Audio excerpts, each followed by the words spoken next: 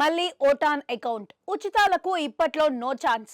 ఏపీలో బడ్జెట్ సమావేశాలు అని ప్రస్తుతం జరుగుతున్నాయి, కానీ బడ్జెట్ ని అయితే ప్రవేశపెట్టడం లేదు. 5 రోజుల పాటు స్వల్పకాలికంగా నిర్వహిస్తున్న ఈ సమావేశాలలో గవర్నర్ ప్రసంగం మాత్రం ఉభయ సభలకు ఉద్దేశించి బడ్జెట్ సెషన్ సంప్రదాయం ప్రకారం సాగింది. నిజానికి ఈ సమావేశాలలోనే బడ్జెట్ ప్రవేశపెడతారు అని అనుకున్నారు. కేంద్ర బడ్జెట్ లోని చూసిన తర్వాత బడ్జెట్ ని ప్రవేశపెడతారు అని భావించారు. ఎందుకంటే కేంద్రం నుంచి పెద్ద ఎత్తున ఆర్థిక భరోసా వస్తుందని ఆలోచించారో ఏమో తెలియదు. అయితే అమరావతి రాజధానికి మాత్రం 15,000 కోట్ల రూపాయలు వివిధ ఏజెన్సీల ద్వారా సమకూరుస్తారని కేంద్రం చెప్పింది. యథా ప్రకారం పోలవరం పూర్తి చేసే బాధ్యత మాది అని కేంద్రం చెప్పింది. దాంతో పాటు వెనుకబడిన ప్రాంతాలకు ప్రత్యేక ప్యాకేజీ అని ప్రకటించారు.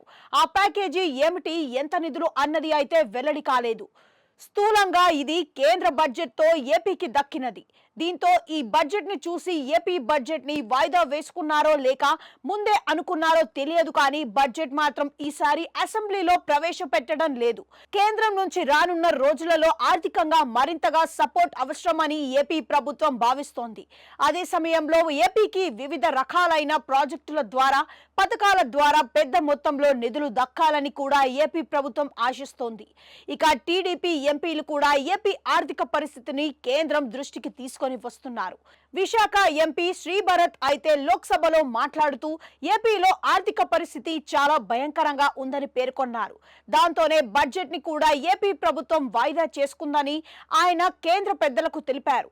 ఆ విధంగా చూస్తే కేంద్రం ఆదుకుంటుంది అన్నది ఉద్దేశం అయితే టీడీపీ కూటమిలో కనిపిస్తోంది. ఈ నేపథ్యంలో దాంతో బడ్జెట్ ని మరో 3 నెలలకు వాయిదా వేసుకుంది. ఈ నెల 26తో ఏపీ బడ్జెట్ సెషన్ ముగుస్తోంది. అది కూడా బడ్జెట్ ప్రవేశపెట్టకుండానే.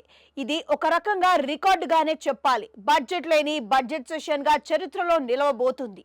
ఇక ఈ నెల 29న మరో 3 నెలలకు సంబంధించిన ఓటాన్ అకౌంట్ ఆర్డినెన్స్ ని తీసుకొని రావాలని ఏపీ ప్రభుత్వం ఆలోచిస్తోంది. అంటే అక్టోబర్లో తిరిగి అసెంబ్లీ సమావేశం అయినప్పుడు ఓటాన్ అకౌంట్ ఆర్డినెన్స్ ని ఆమోదించడమే కాకుండా పూర్తి స్థాయి బడ్జెట్ ని ప్రవేశపెట్టవచ్చు అని అంటున్నారు.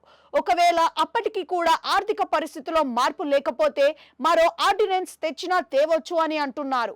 మొత్తానికి ఏపీ బడ్జెట్ కనుక ప్రవేశపెడితే అందులో సంక్షేమ పథకాలను భారీ కేటాయింపులు ఉండాల్సిందే. అలాగే కూటమి ఇచ్చిన అనేక హామీలకు అందులో నిధుల వరద కనిపించాలి. లేకపోతే విపక్ష వైసీపీ నుంచి తీవ్ర విమర్శలు వస్తాయి. జనాలలో కూడా దీని మీద చర్చ జరిగి ప్రభుత్వం పట్ల నెగిటివిటీ పెరుగుతోంది. దాంతో దీనిని విరుగుడు అన్నట్లుగా ఆర్డినెన్స్ రూట్ ని ఏపీ ప్రభుత్వం ఎంచుకుందని అంటున్నారు. ఏది ఏమైనా ఏపీలో అనేక ఉచిత పథకాల అమలు ఈ ఆర్థిక సంవత్సరంలో జరిగే అవకాశాలు లేకపోవచ్చు అనే మాట వినిపిస్తోంది. చూడాలి మరి ఏం జరుగుతోందో.